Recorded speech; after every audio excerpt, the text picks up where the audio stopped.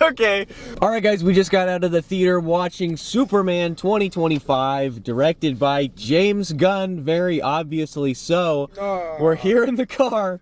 We're going to give our brief, non-spoiler reviews, thoughts right out of the gate. Shayde, what did you think? What was he thinking? Why did he think this was a good idea for him to direct it? And why did he think any of the decisions were a good idea in this movie? Oh my God. It's a very James Gunn movie, you know? Which is the complete opposite of what I think everybody wanted. I wouldn't say everybody. I'm not going to say everybody. I wouldn't say that. I mean, I understand from like a marketing perspective, I do understand why you go for James Gunn. Yeah. Well, to be fair, if we're talking about some of his other superhero movies, his work with Guardians of the Galaxy completely shifted all of the MCU. Now, every movie is basically the same tone as Guardians, right? Which I'm not necessarily a huge fan of, but it's made him a lot of money. Yeah. You know, but yeah, this movie, it's very James Gunn, and that's not something that I want for Superman. I think the movie is fun. It's fun. It's fun. It's enjoyable. Yeah, I mean, I will rewatch it many times, I know. The casting is pretty good. Oh, yeah. The only cast member that I don't like is Nathan Fillion as Guy Gardner, and I think that's just because he's a little too old for the role, I think. Yeah, they could have picked a better role for him. He's a good actor, don't get me wrong. He's a good actor. Great actor for superhero movies, clearly. I mean, he's dedicated usually, and he's a nerd, so I like that. I really like David Corenswet as Superman. I don't know where I would put him. I saw a lot of reporting before we went to see the movie that he was better than Christopher Reeve. I don't think I agree with that. But it's tough to tell because I don't know if the writing is there necessarily. No. So I would be curious to see how Corenswet would do as Superman in a movie that is written much more to my taste. But he is good. Rachel Brosnahan is good. Skyler Gisondo, I think is his name, is good as Jimmy Olsen. Very good as Jimmy Olsen. Nicholous Hoult is really good as Lex Luthor. Yes. The casting is really, really good. They were on point for the movie. I don't like James Gunn all that much as a director, especially not for Superman. But this has sort of always been my opinion, right? I'm not a big fan of the Merry Band of Misfits, and we do get a bit of that in this movie. Yes. I think the first Guardians is okay. I don't like the second one. I haven't seen the third one still, so I can't comment on that. I don't like the Suicide Squad.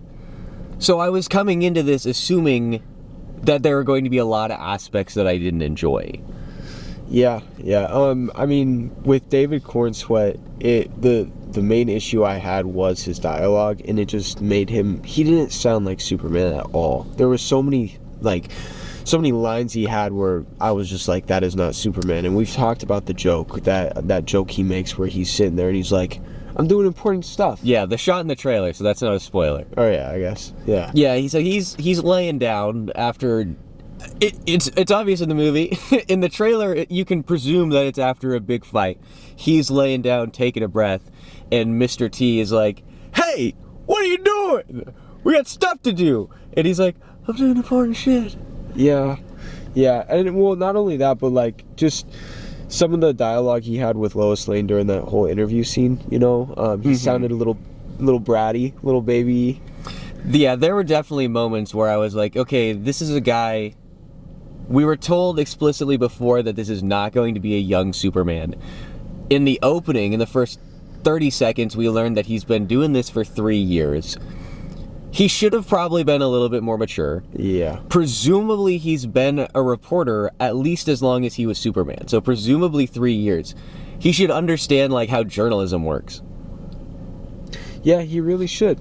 Yeah, I mean, you know? Yeah. I loved all, I like no spoilers. Yes, I love the interactions between Jimmy Olsen and Lois Lane. just the whole news gang, you know. Even though we didn't really get a whole lot of Clark Kent, I did expect us to get a lot more of Clark Kent. Yeah, we did not get a whole lot of Clark Kent, which was slightly disappointing. I still do think David Corenswet did do a very good Clark Kent for the little bit that we did get to see him, though. So that was really cool. He did, but there were certainly moments when we see him at the Daily Planet where I'm like, you could possibly maybe have played up the sort of more oafy nature and the clumsy aspect of him a little bit. He was a little bit cocky for a Clark Kent. A little bit. With how proud he was of his writing. I would say Clark Kent would be a little more angsty, be like, well, I don't know, a little more humble, you know, maybe it's not that good, but he was really proud of it. yeah. I don't know. I think I'm curious. So behind the scenes, we're recording this immediately after we watched it. Yeah. It's currently 12:47 at night. We are going to come back to watch this tomorrow. And then after that is when we're going to be recording our full review. But by and large, I will say that I think the movie is pretty good. Yes. I don't know. It's too early to tell where I would rank it in all of the Superman movies. I do think it is a missed opportunity. Very big missed opportunity. I think that there should have been a little bit more. Now, I'm not saying you have to, match the tone of Robert Pattinson's Batman or match the tone of Zack Snyder's Man of Steel, but I think that there should have been a little bit more gravity to the movie. I think it should have been at least a little bit more serious. It certainly felt a little too jokey to me. Yeah, very, very jokey. And that was one of the most frustrating aspects of the movie, especially with Krypto. Krypto scenes were very jokey, overplayed. There were many just singular jokes that get overplayed so many times in this movie that just get tiring and frustrating. Yeah, for sure. But I think that's where we're going to leave it there, because I think you can tell we are both almost to the point where we're just going to start spouting off spoiler reviews. Yeah. Because we have a lot of thoughts. But for those, we're going to have to see the movie one more time to get a good sense of it, and we'll be talking about those more with you tomorrow in the studio. We will catch you guys there, and let's roll the intro.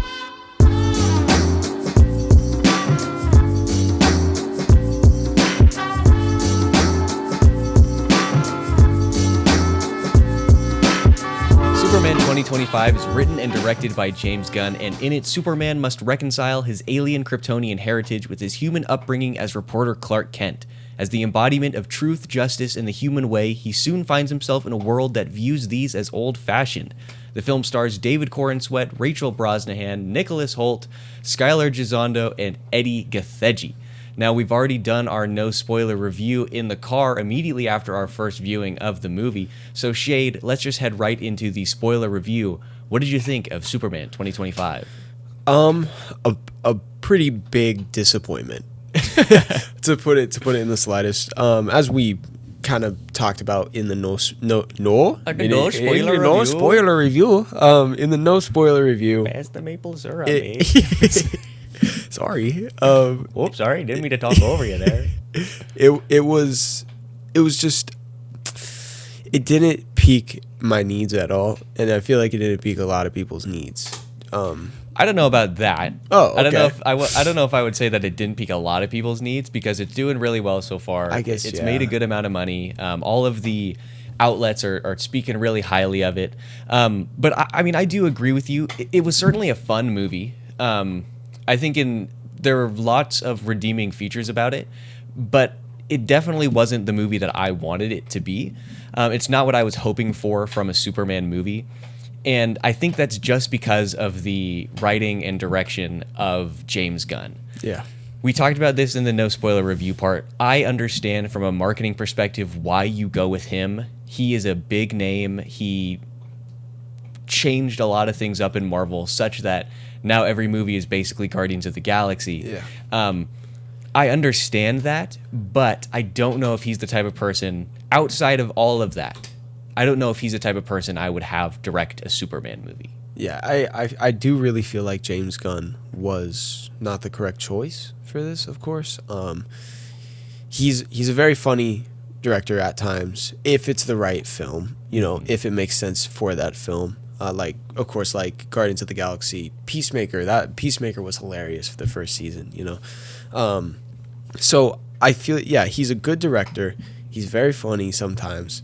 Just, it did not work for this movie at all, and he really attacked hard on the raunchy comedy, Yeah, no, I agree with you. I mean, I definitely do think, I can see he's not a director or a writer to my taste. I understand, though, why a lot of people like him. It's like when we were talking about, I think it was in the review for Jurassic World Rebirth. Like, I don't like Wes Anderson, but I understand why people do like him. Yeah. I don't really like James Gunn. I understand why a lot of people do. It's not to my taste. But I do think, above all else, I don't know if his tone really matches a Superman movie. I like the fact, that he tried to go a little bit lighter with it in some aspects, a correction over Zack Snyder's Man of Steel. This is definitely the type of Superman who could have jokes and one-liners like Christopher Reeve did in the original movie, but I think we don't need all of the extraneous stuff. Like, yes. I don't know if the Justice Gang is necessary. I don't know if we need 8 different versions of the same joke making fun of the name. I don't know if we necessarily need that. It just feels like James Gunn trying to force his merry band of misfits in, Which he got. He definitely fit that in. He did. And, I got to say this, while we're talking about the Justice Gang, which is, of course, admittedly a terrible name. Yes, yeah. While we're talking about that, I want to specifically talk about Mr. Terrific here. Okay. Because Mr. Terrific is a character that I really, really like in the comics.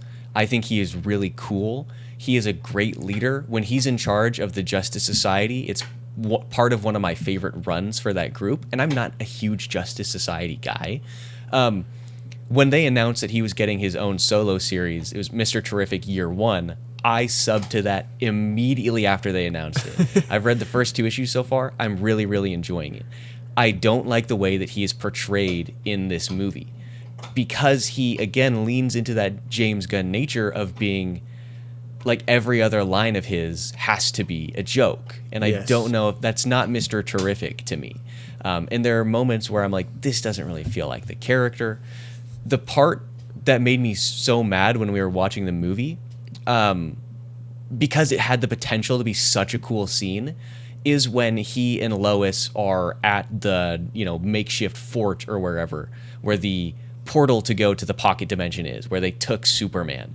And they have this fight scene where Lois is trapped in this force field, or she's not trapped. She's being protected in this force field while Mr. Terrific systematically dismantles like 30 guards. Yeah, yeah. That scene could have been so cool, but one, it has the typical James Gunn soundtrack over it. And then Mr. Terrific is doing things where he's like, this is going to sound stupid when I say it, but it seems like Mr. Terrific is having too much fun while he's fighting these guys. Yeah. You know what I mean? Like, the part that made me kind of irritated was right at the end, just before the fight scene ends. Lois looks behind him and he's standing there. He's slowly walking towards the force field. You sort of assume that he's going to come into the force field, but he grabs one of his T-spheres, floats away, and then lands on the other side, summons all of his T-spheres to him, and they go in like a circle, and he's like, and he's like shooting, like he's shooting the gun. And it's like, this guy's not Star-Lord. He's not supposed to be Star-Lord. Why are you doing this scene, which would fit perfectly in a Guardians movie? Yeah. I agree. Mr. Terrific, he was very, very jokey. Very jokey. And it was very frustrating. But I really liked when he was serious. I loved him. I felt like it was so fun seeing him in this movie. Definitely one of my favorite characters in this movie. And that's the thing about this movie. There are so many things that are shown where I'm just like, okay, this is cool. I'm happy I'm seeing this in live action right now. This is sick. Like you... sorry, go ahead. I think we're going to say the same thing. The Hall of Justice. Yes, exactly. That's so big and awesome. That's the Hall of Justice. And we get to see it, and then they go back to that stupid joke. We're the Justice Gang. We just, like we talked about. It's and then it just kind of ruins the moment. Yes. There is one I mostly agree with you. Like Mr. T should not be making all that many jokes, but there's one line that he says while they're in the Hall of Justice it's written as a joke, but you can tell he's being completely serious with it. It's when he's like, I injected nanobots into Superman's bloodstream, and Lois is like, you injected nanobots into his bloodstream? And Mr. T's like, I do that to all my friends. That's a thing where it's like, as it's written, for us, the moviegoer, that's a joke. But for Mr. Terrific, that's something that is pretty in keeping with his character because he's not trying to be funny. Yeah. The part that ruins that and makes it more jokey is when we have Hawkgirl and Green Lantern both be like look down at their bodies for some reason. Sorry, I thought about one thing. One problem I had is the nanobot or the nano, the nano things, but not from Mr. Terrific. Oh, from the engineer? From the engineer. I guess, sorry, I'm going to scratch the problem really quick. One thing I did like, actually, was the fact that they keep saying, like, okay, this is going to kill him. It's going to invade his lungs. It'll kill him. He'll be dead in minutes. And he takes him up to space, freezes him, still continues to fight, and then proceeds to pull him all out of his lungs. Mm-hmm. That's Superman. That's cool. I like that, But at the same time, I don't understand. If they already know about kryptonite, they already knew. He's been around for 3 years. They even mentioned kryptonite at that board meeting, Mm-hmm. Wouldn't Lex know that this wouldn't kill Superman? And plus, he says he's been studying Superman for years in this, I don't understand why Lex would think that this would kill Superman if he's already tried multiple things to kill him. Well, so here's one thing that I am confused about. One, when Superman first comes to Lex's office, and he's like, "Where's the dog?" Yeah. Lex says, I'm like 90% sure that he says, "Oh, Superman, we finally meet." So it's a type of thing where it's like they obviously both know that the other is around, but they've never had a direct interaction before.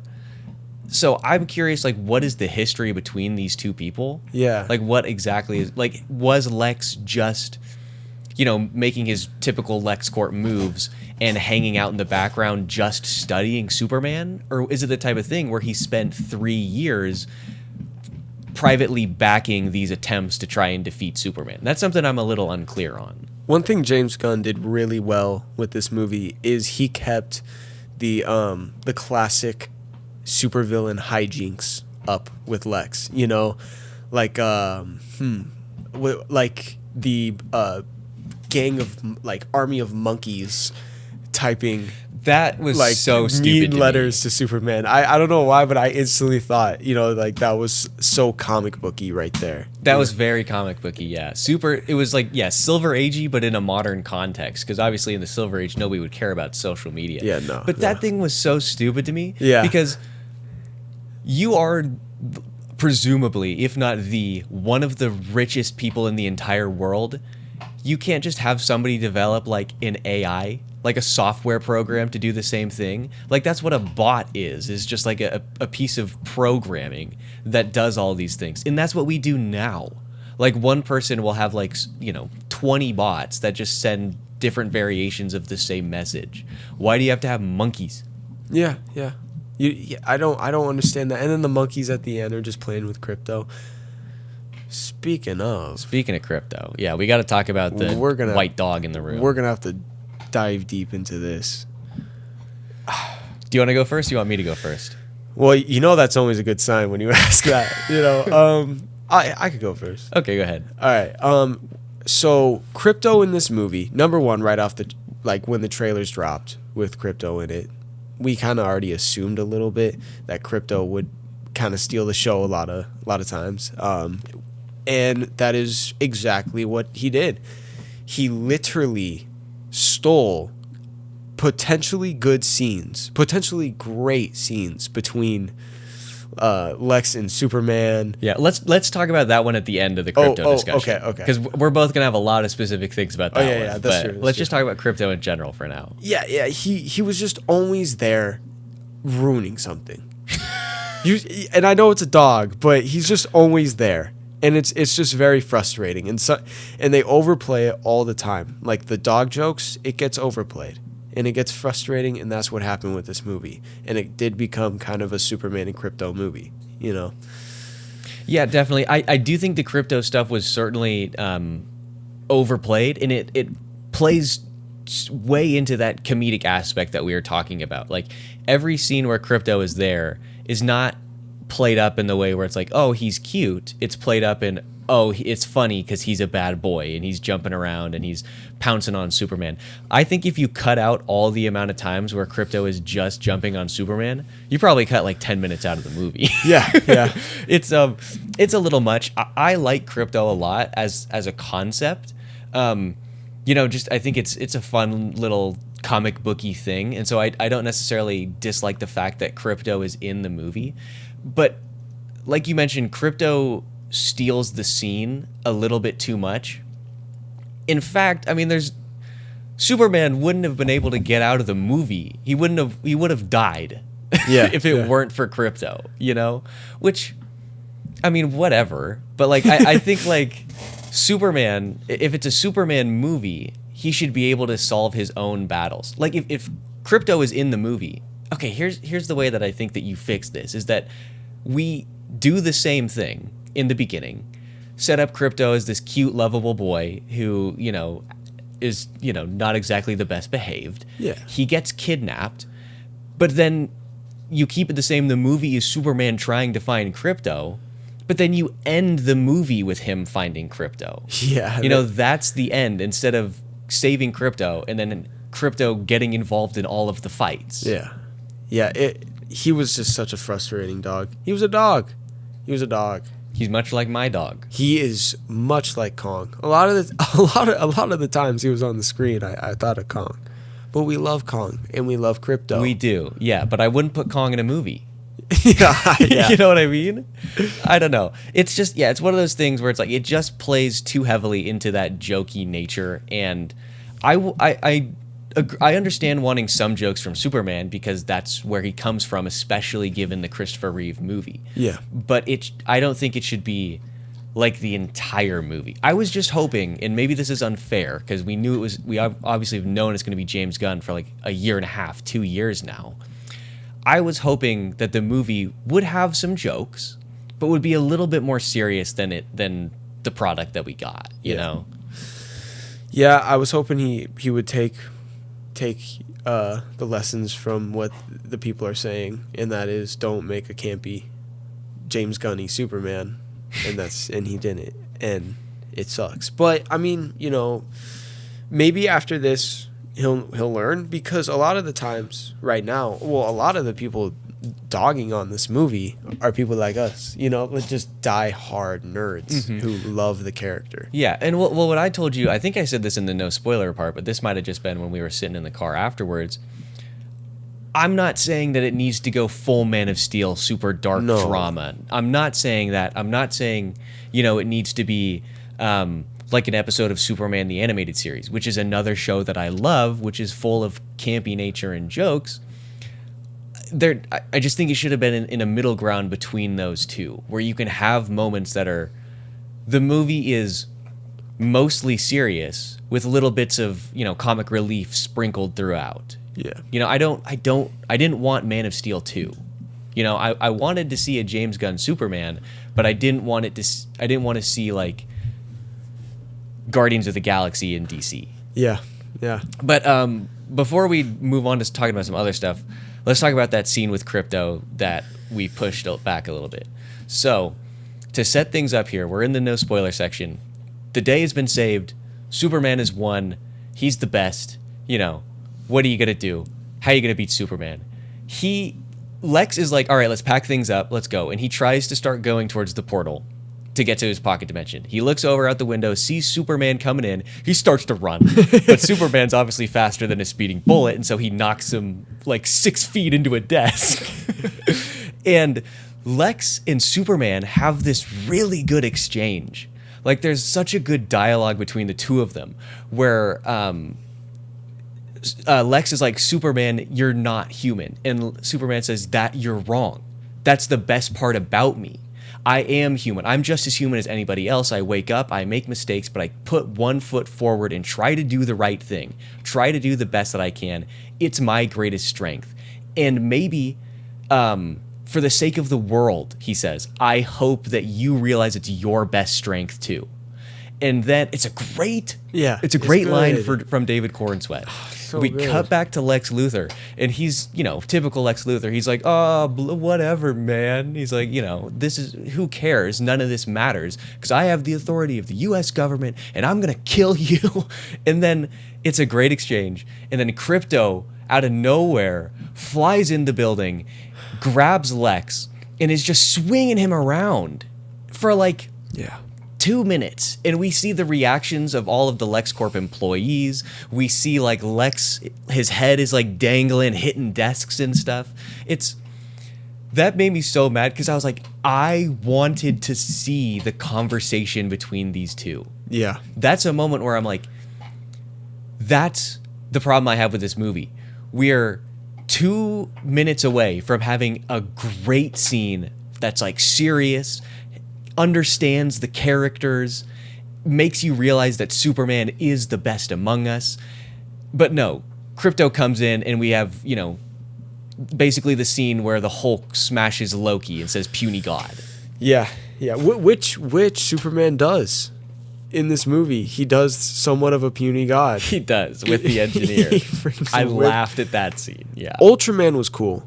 I really liked Ultraman in this, up until he ripped the mask off. I wish that they hadn't called him Ultraman. I wish it was Henry Cavill. I'm fine with it being David Corenswet. I'm not that attached to Henry Cavill. Whatever. Hey. Here's the thing. Well, okay, but here's why it wouldn't make sense to make it Henry Cavill, because it's a clone of David Corenswet's DNA. If it were Ultraman like he is in the comics, where it's Superman from a different multiverse, from a different universe, then you could have done Henry Cavill. And that's one of the reasons I wish this character wasn't Ultraman. Part of me wishes that he didn't really have a name. He just had just a code name, not necessarily anything else. And then when he rips off the mask and reveals that he's David Corenswet, we get Nicholous Hoult being like, yeah, the same thing he says. I made a clone with your hair. I made my own being. And he calls him Bizarro. Because in lots of comics, Bizarro is just a clone of Superman that Lex made and went wrong. Yeah. And for so long, I was like, is his skin going to start to peel off? Because Lex even says he's, just like you, except if you can believe it, even stupider and possibly more powerful. I was like, are we finally going to get to see Bizarro? But no. So yeah, that's why I don't like that it's Ultraman. But I understand why you go with that, because Ultraman is an established character who is another version of Superman. Yeah, it's a super nitpicky thing, but it's my opinion, so I can be as nitpicky as I want. Yeah. I just kind of thought he was pretty cool. I thought the fight scenes between him and Superman were good, especially that ending fight scene that ends his life. Ultraman. Oh yeah. Where he gets thrown into a black hole. Yeah. Dope. Well, yeah, and Superman chooses to break or dislocate his shoulder so that he can throw Ultraman in front of a falling bus or whatever. I didn't even know Superman could dislocate a shoulder without some kryptonite. Well, I mean, it's not like he's breaking the bone. It's just popping the joint out of the socket. Oh, you could dislocate your shoulder if you tried hard enough. Do it. I don't want to. Dislocate my shoulder. Oh, yours. I think me. Yeah. I'll dislocate yours any day of the week. I don't believe you. Okay, so we talked, quite a bit about things that we sort of didn't necessarily like as much for this movie. Yes. We should have led with this, arguably. But I want to talk about something that I think is this movie's strength, and that is the casting. Yeah. I think basically everybody in this movie is so perfectly cast. David Corenswet as Superman is so good. He's great as Superman. He's really, really good. He's so good. I'm so excited to see him in other stuff that hopefully isn't written by James Gunn. It kills me to say this. It really does. And I know I know I'm going to have some people that I know tell me that they were right.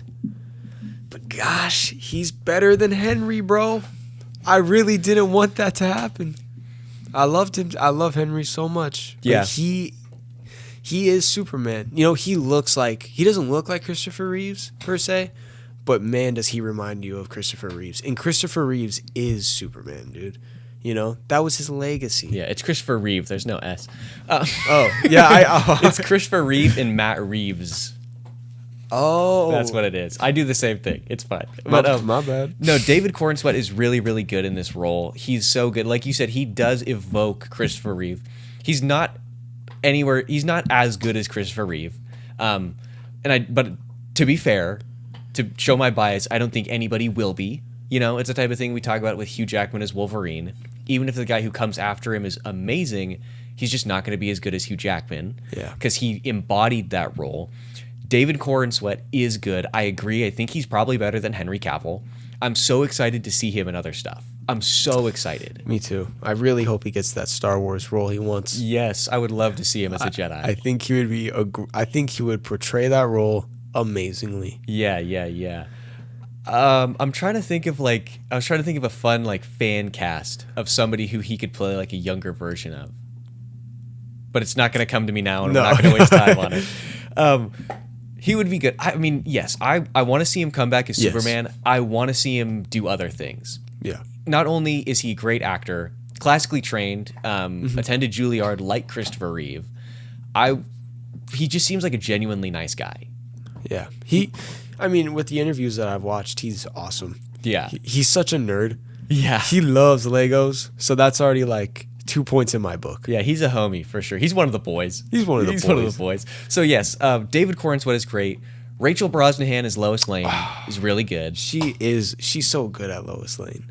You know, her attitude, her sassiness, you know, it all is Lois Lane. Well, and I think it's really, really smart to couch this movie. When they were doing the casting, they said, we're not casting Superman, we're casting Clark and Lois. They did it based off of chemistry, and I think it really, really shows through here. I think they work together really, really good. I'm glad that, they came together at the end. I wasn't expecting their relationship to start out quite how it was in the movie. Yeah. Very tenuous and like really early on.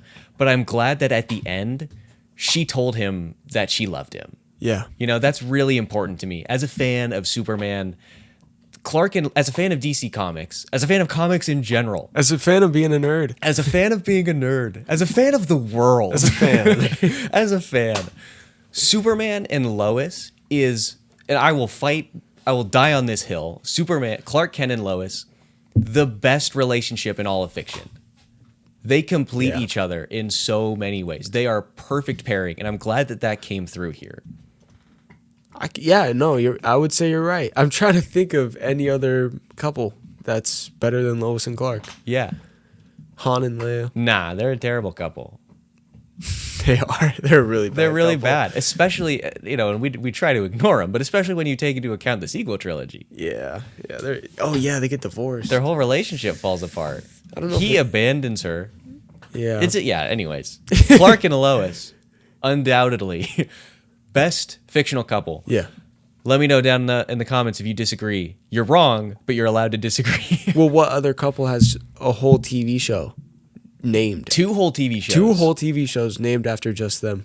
Yeah, Superman and Lois, and then The Adventures of Superman, Lois and Clark, I think is the whole name of the other one.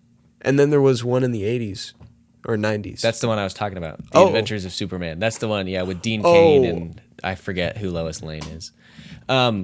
But yeah, I mean, she's really good in this, and she's a solid reporter. Yeah.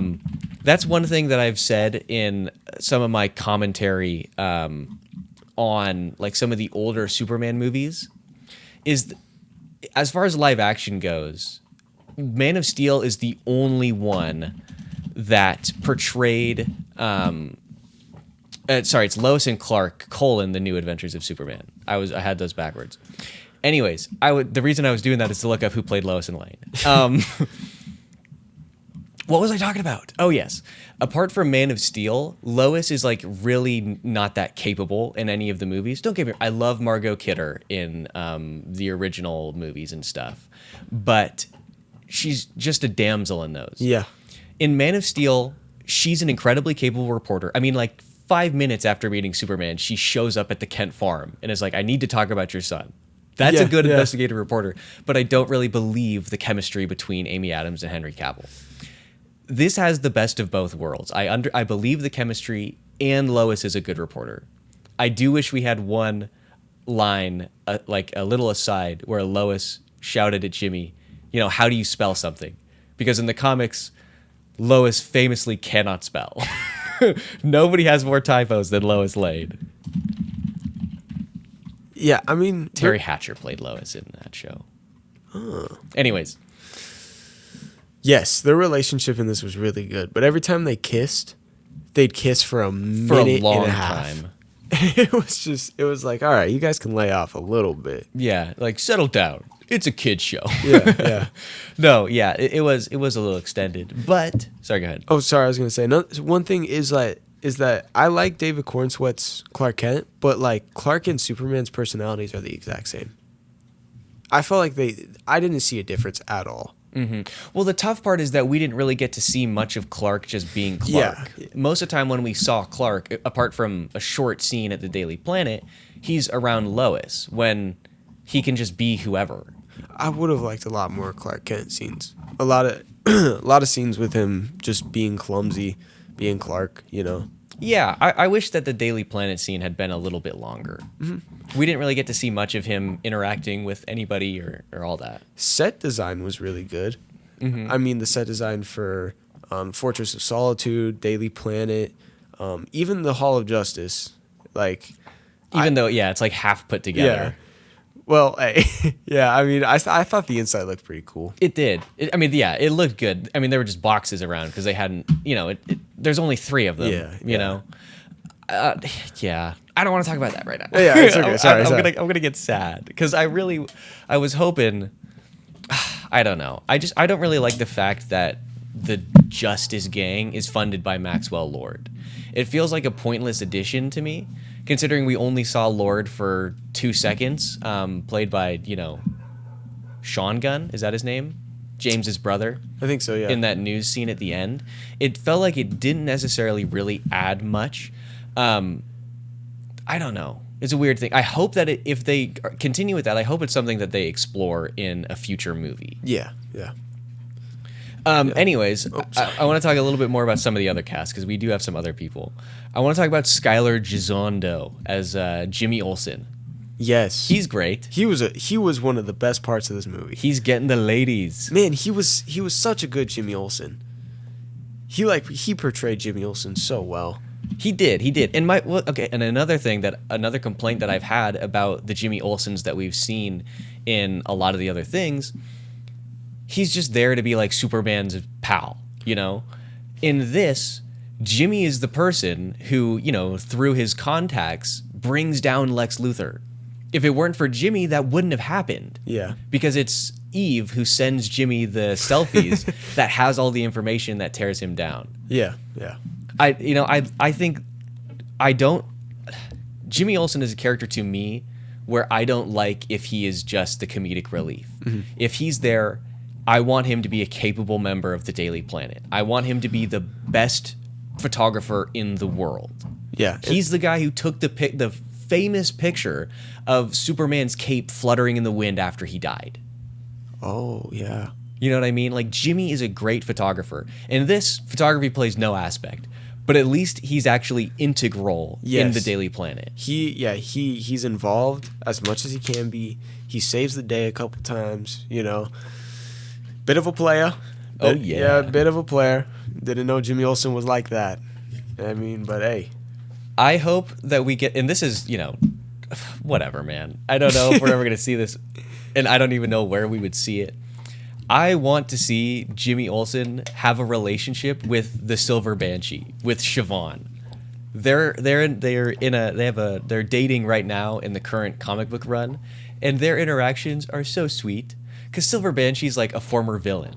Oh yeah. And there's a moment where like Jimmy gets hurt, and Silver Banshee's like, "I'm gonna kill whoever did this," and Jimmy's like, "Hey, we talked about this. No super villainy," and she's like, "All right." And under her breath, she says, "Maybe just a little super villainy." It's a sweet interaction. I hope that he comes back as Jimmy Olsen in Yes. a potential Superman sequel or whatever. Definitely, he has to come back in the sequel. Yes. Now, let's talk about the man himself. I can't spell his name. Nicholous. Nicholous Hoult. Lex Luthor. So good. Oh, yeah, he did good. There are a few like we talked about, there are a few line deliveries that are a little bit weird. Yeah. But Nicholous Hoult, by and large, a great Lex Luthor. He is. He was a great pick. Great pick. He was really, really good. You know, I saw that he had auditioned for Superman and Batman before he landed Lex Luthor. Either of those would have not been a good pick. Nope. Lex Luthor is the perfect pick. I can't see him as Superman or Batman. No, whatsoever. No, definitely not. I'm sure he will. I hope he comes back in full force. Yeah, me too. I have another nitpicky complaint about Lex Luthor in this movie. I don't think Lex would ever cry in public. I don't think he would cry in public, and especially not in front of Superman. I think his ego is way too big for that. I also don't think he'd cry in front of his crew. Yes. Well, because in his mind, he would be like, this is going to make me look weak, and they're not going to fear me. Yeah. Like, that doesn't feel like a Lex Luthor move to me, even when everything is falling apart. To me, Lex Luthor is the type of guy, when his plans fall apart, he faces it with his chin up, because he's like, I am the most intelligent person on this planet. I am the most capable human on the face of the earth. I will get out of this, and my next plan will not fail. To me, that's Lex Luthor. Yeah. Yeah. Again, nitpicky thing. But- Super nitpicky thing. Yeah, boy, he still nailed it. He's great. When he gets hauled off in that army Humvee, I was looking at him and I was like, yeah, that's Lex. Lex. He looks good as Lex. I could see him right now as a comic book. There's a scene in this movie that I think is very nearly the best scene in the movie, but it's not because of some weird line delivery in the beginning. But if not for that weird delivery, I think it would 100% be the best scene in the movie. And it's where Superman is fighting Ultraman, and Lex is talking to Superman through the speaker in Ultraman's suit. And he's giving this great monologue. It's when he's got the only part of it that I remember off the top of my head is when he's like, brain beats brawn. You know, he's like, I've got the best brain. And he has this whole monologue, and then he ends it by just yelling, 1A, 1A, 1A. Yeah. You know, because he's studied Superman so much that he's made, I think they say like 2,700 total counter moves, basically, to beat Superman. And he's got them all memorized. He's spouting them off in the middle of the fight with like a second's thought. That scene is so nearly amazing. So nearly. As it stands now, it's just really good because of the awkward line delivery. Sorry, I was like, what's shaking? All right. Sorry, some started shaking. Yeah, I really like that scene. I felt he put so much emotion into that scene when he was screaming those punches. Yes. You know, he's a good Lex. Yeah, and I want him to stay. I hope he comes back. I really hope he comes back and leads like the Legion of Doom. You know, I want him to be the head of like a supervillain team up against the Justice League. That would be sick to me. The Legion of Doom. Yeah. Dope. What a great Silver Age name, right? Yeah. I do want to talk about very briefly before we talk about some of the future of the DCU. I want to talk about what I think we both agreed is the best scene in the whole movie. It's like at somewhere around the beginning of the third act. Superman has just come back to Metropolis. A dimensional fissure is making its way through the whole city. A building is falling down, and a lady is in her car on a bridge, and her car stalls, and she's trying to start it, and the building is slowly coming down. Well, it's pretty quickly coming down, and then Superman stops it in midair just before it crushes her. Her car starts. She drives away. The building crashes down, and there's dust throughout the whole everywhere. Yeah. It's terrible. It's a horrible scene. It's death and destruction all over the place. And then the Superman theme starts playing. And then Superman rises up through the dust, and he's got the sun behind him. I had goosebumps during that scene. That was such a good shot. Such a good shot. Like that was a comic book shot. That's some art that I'd be like, Yeah, there it is. I would love to see that illustrated by Dan Mora. Yeah. Yeah, it looks great. That's the thing is like there's so many parts of this movie where we're like, this is so good, but then there are parts where we're like, did we need a joke here? Yeah. Did we need this scene? You know, it's stuff like that. I think it's pretty solid. You know, it's good enough that it has sufficiently gotten me excited for the future of the DCU. Yes. Go ahead. Sorry. I was gonna say I'm just very curious on how it's gonna go. Yeah, I'm super excited to see what comes next. Yeah. The next movie that we have is Supergirl, coming. I think the release date as it stands right now, and this is probably going to get changed, but it is, I want to say May of 2026, June 26th of 2026. I'm super excited for that. I am really interested in seeing Millie Alcock as Supergirl. Yes. I think she could be really, really good. She's great in House of the Dragon. I love the comic that it's based on, The Woman of Tomorrow, which is written by Tom King. I hope that it lives up. I hope it's epic. Yeah. You know what I mean? Like in a way, I wanted this movie to feel epic, like on a grand scale where things happen and you're like, oh wow. That's what I want for Supergirl. Yeah. Like I want to see her have a conversation, because that one, it's a very, there's lots of internal conflict going on with Supergirl in that comic. I want to see her have some really heartfelt conversations in that movie. Yeah. I hope it lives up to it. I'm really super excited for it. I'm very excited for Supergirl. I mean, so she looks really good as Supergirl. The costume's great. The costume looks phenomenal. And she just looks good as Supergirl. Mm-hmm. I don't know. I guess I don't have any issues. I'm just excited. Well, yeah, it's weird. We've only saw her for like 10 seconds. So I don't have too much to go off of. We said this in the movie.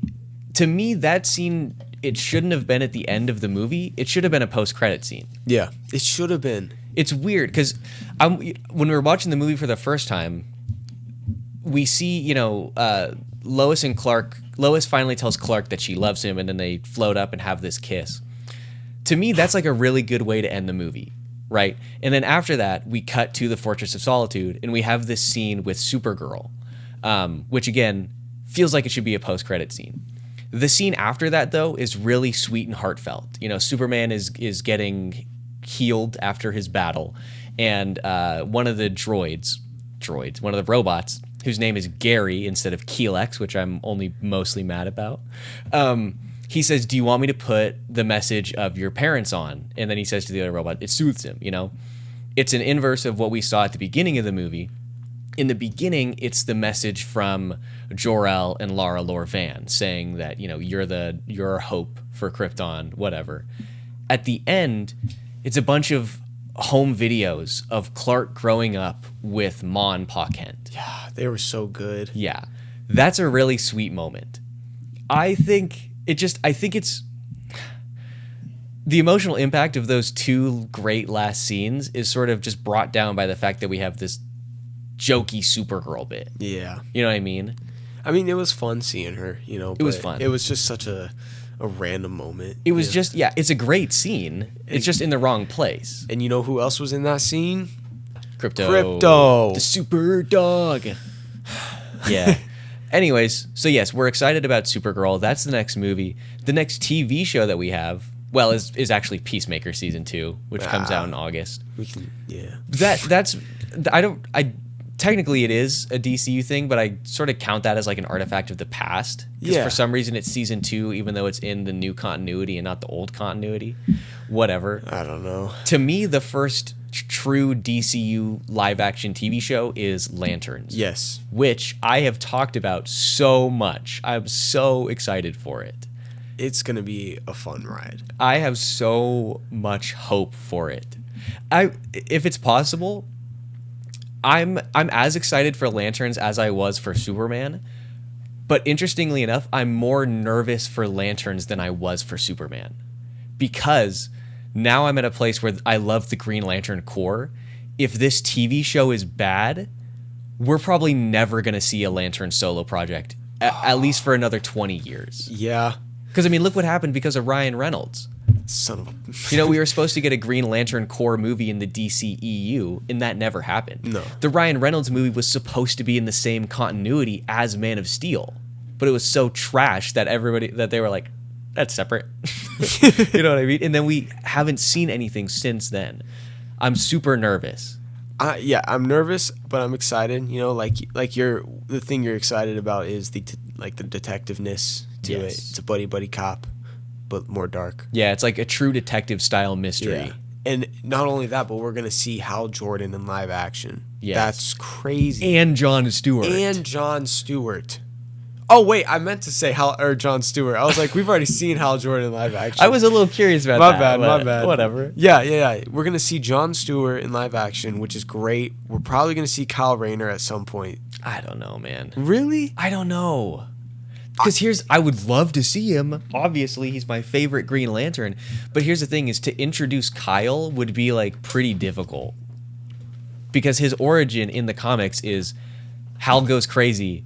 He destroys the entire Green Lantern Corps, and Kyle builds it back up. You know what I mean? Well, they could change it. They could, but then my fear is, if you're going to change the origin, you have to make it sufficiently epic. Yeah. You know, and how are you going to do that?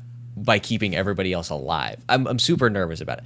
I wouldn't be surprised if they have a Green Lantern Corps, and they already have John and Hal and Guy.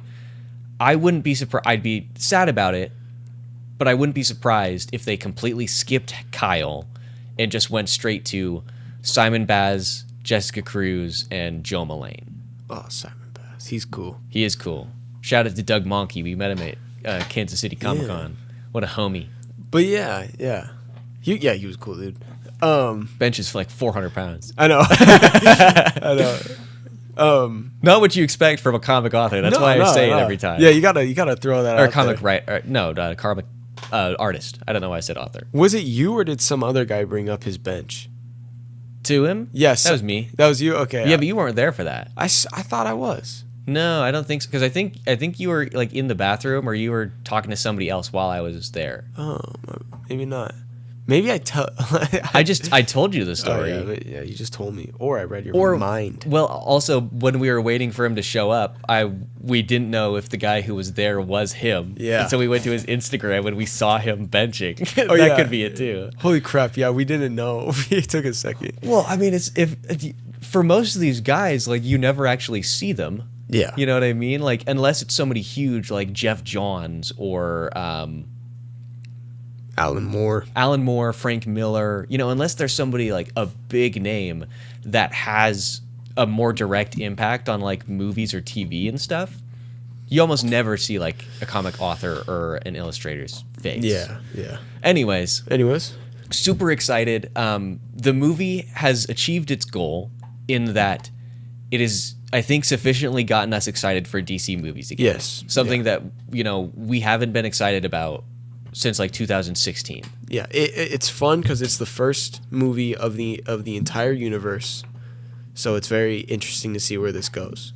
Yep, and I think that the universe itself is really interesting, and I'm excited by the fact that recently Gunn has come out and said that each project is going to be tonally different. You know, they want it to feel like the comics, where you could read like a Trinity daughter of Wonder Woman, which is kind of jokey and campy, and then you can read a Batman and it's dark and gritty, and it's in the same universe.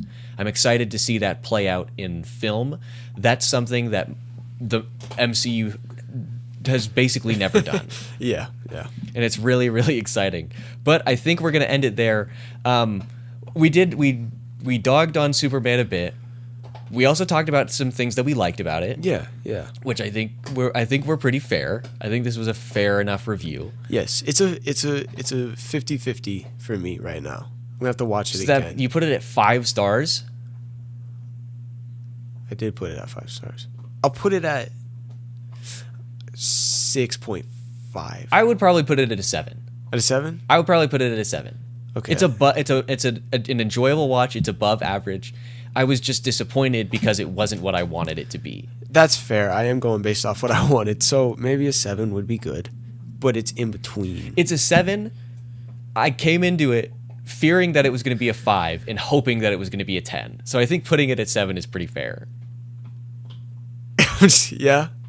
Yeah. Yeah, that's fair.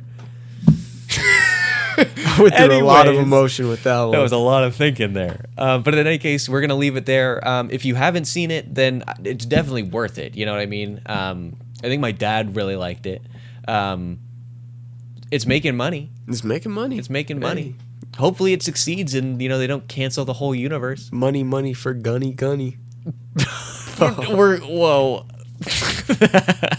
There's the name of it. That's the title of the episode. Money for Gunny. Money for Gunny. All right. With that unfortunate final word, we're going to leave it there. Let's see. We've got this Thursday, I'm going to be going over 15 and a few bonus essential Superman comics. So if you've watched Superman the movie and it's gotten you interested in the comic books, or if you just want to learn some more about Superman and find some good books, then that is going to be the video to watch. The Saturday after that, on the 19th, I'm back with my dad to review the third Mission Impossible movie. This is the one that I was waiting for. The reason that I wanted to start this watch, I almost said rewatch, but I haven't seen most of them, so this watch. And then Tuesday, Shayde is going to be back, and we're going to be taking a look at Fantastic Four: Rise of the Silver Surfer, getting ready for the new Fantastic Four, which debuts that Wednesday. And that I have high hopes for.